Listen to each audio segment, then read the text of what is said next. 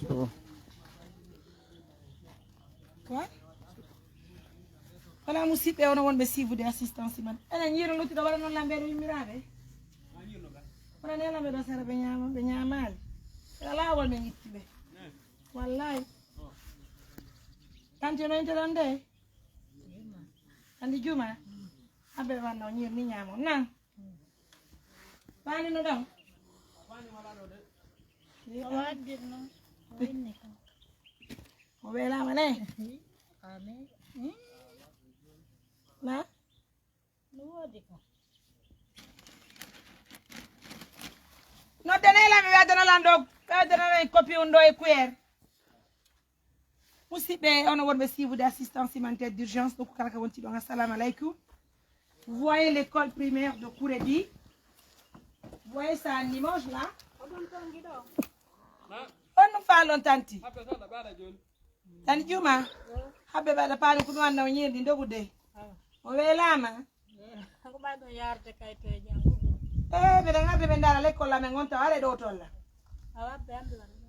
Nyiri ni. Ya do copie ko. Ale do tolla. Ko nder do mon na de ka wona do. Moron kine.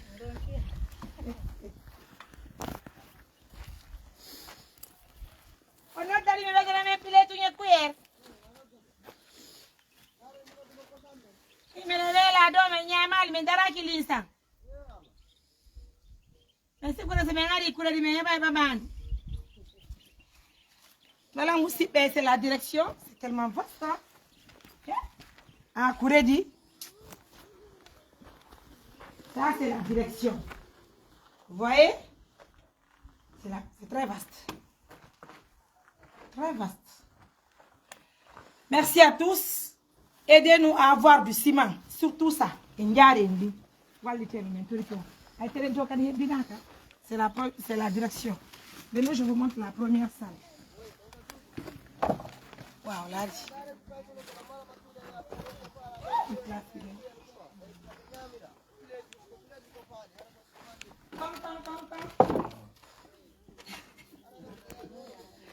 Kaji me film ala ndo nyamude.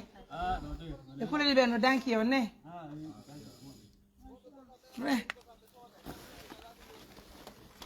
Là-bas mané. La première salle. Moi figa. Alhamdulillah. O nyamude moƴƴa. Okore la no ndiya mi yara nange. Gasi. Andi juma wala nder ga joddo ka dowdi. Hakke be juma takko mo ran. Ala joddo do dogu. O ronki ngindi ya on kana. Tabe adde normen julle kadi. Jori.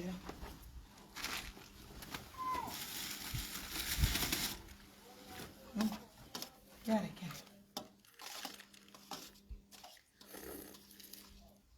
Itte dum nore mon de surta way. O mayi mok. Dum jinda tun yenangi. Lota ngore mon de. Yare la non lota. Mai non ma o go mai. Ko figo nange yugo so figo. Tam non do la bi tan.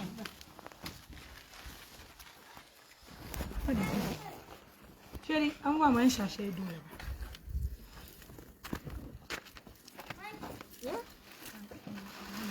Yeah? Chérie, on va piquer le riz là, mais yes, l'autre. Eh, Jules, t'as tina min tungani. Pour me yes.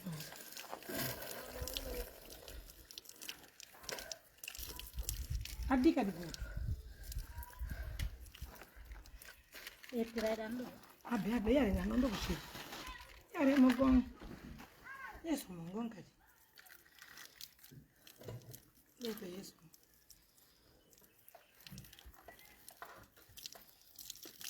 Yesu. Labi Yesu.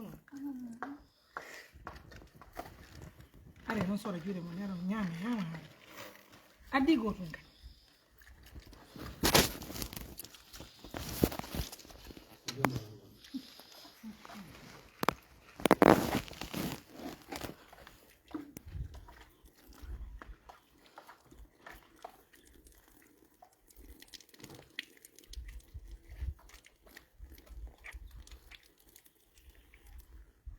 enen joɗɗon ɗa ɓeyata paani kuman noon heyi koyɗe mon ne kono men joɗɗum tuntum jawɗeɗon nani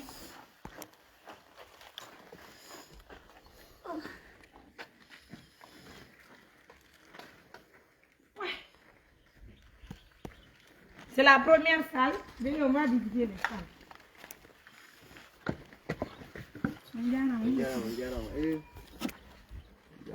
Là, c'est la deuxième salle. Faisons vite là. Sérieux, va là-bas. Là, les chauffeurs, même les golbes. Ça sont trop vastes. Et là, c'est la troisième. On peut venir ici encore, on va visiter la projet.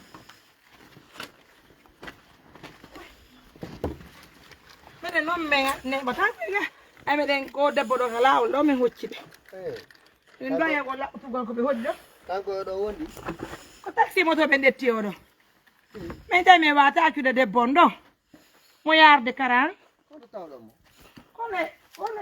Là-bas, comment on appelle là où nous avons trouvé la femme?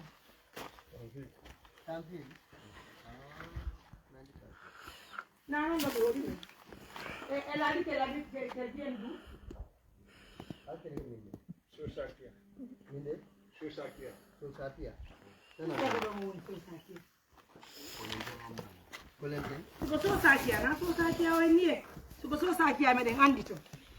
la sauce à qui doit envoyer des vélos là-bas. On fait la remise des vélos, la sauce à qui.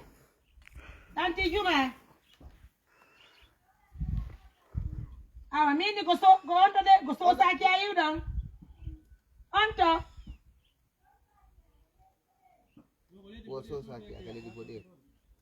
C'est où là? Gondo. Sauce à qui a dormi Rwandi. Remet one remise vélo. Sauce à qui. On va aller juste là-bas, on va demander au chef du village. Certainement, on va trouver l'endroit. Mais on a donné, non.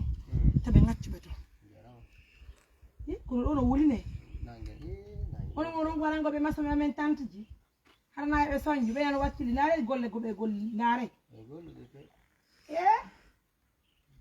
Et poi con noi agi. On dépense un bout. Si manta wenyami do ton gelo sima fi jaw no ngajimba na si ton jego sima balli di be troisième ton ko mala ande woni balli gelo dina fi don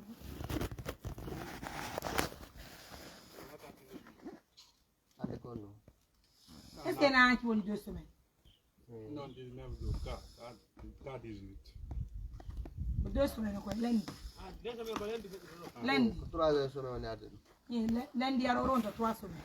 2 semaines au lundi. Non, aussi c'est un boulot qui est énorme. Hein? Donc, grâce à l'ONG Assistance Humanitaire d'Urgence, je pense qu'il va avoir son école privée, pardon, publique, aussi salle de classe. Mais c'est de l'argent. Ça demande de l'argent. Regardez là-bas.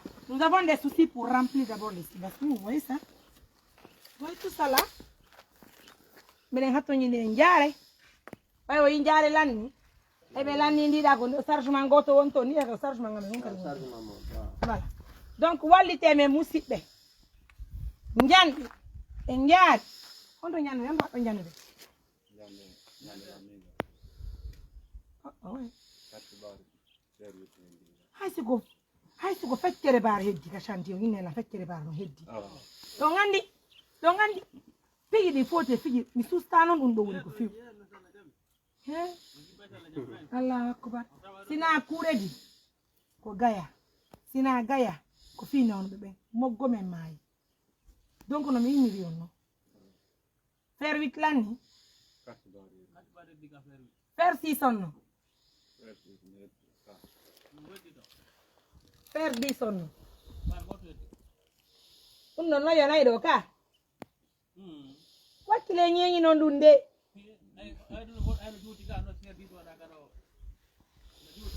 En tout cas, il va dire qu'on va au mais pour les gens qui ont walli to men seda mo gomme men marambu ko di menen ko baki men woni regarde comment c'est joli l'école. Tu peux t'arrêter là pour prendre l'image s'il te plaît. Oh non là-bas. Oh. Il est tout joli no ko jani do ko.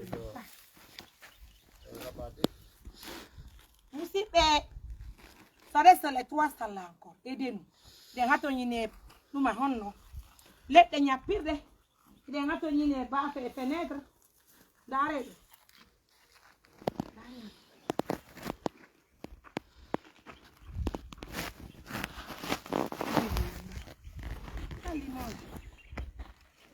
Hey, Oumar,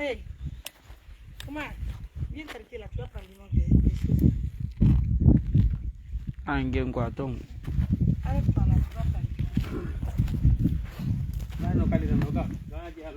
Ok, gole mon, demain je vais gole avec. Allô? Pause, pause. Toi, là, il y a plafond, mais je ne m'ai pas dit Milandi ke fi dum no fogo e mun no coggu mun ala la way non har go fi ko bilani mo go fo per ko bi har ko mi no fala ko fi jami yo mais il faut verser l'argent comme c'est à venir kono kare go manji gon ka ti souligne là-bas gra mi gayni go le anen go kuredi toi jusqu'à présent tu n'as pas fini j'ai dit j'ai besoin fais voir ici s'il te plaît.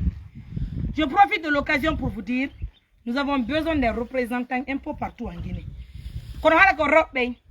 J'ai besoin des femmes qui vont nous représenter à Kankan.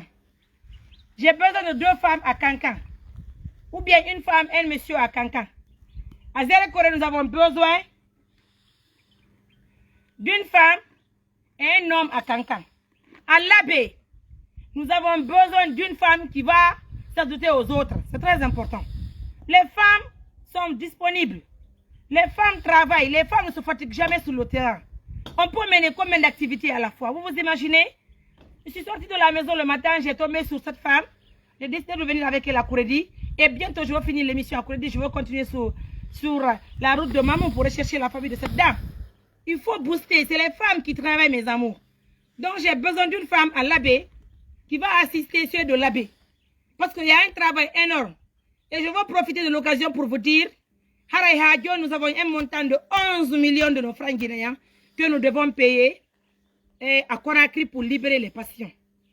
Ko hande douano de yaltinde nanu be membe Conakry. Malheureusement e yobali taw ko yaltinde tebbe ko. Mi fellito ko hande no dane men ngondon. Ko hande laisse les gens là, je continue avec moi.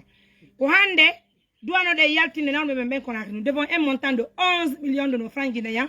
Parce qu'il y a faut inverser. La remise des 10 millions qui a déjà été pour verser, vous verrez la remise là aujourd'hui. Donc, à la côté du Galéman, nous avons besoin de 10 millions pour libérer les patients à Conakry. Quand c'est libéré les patients à Conakry,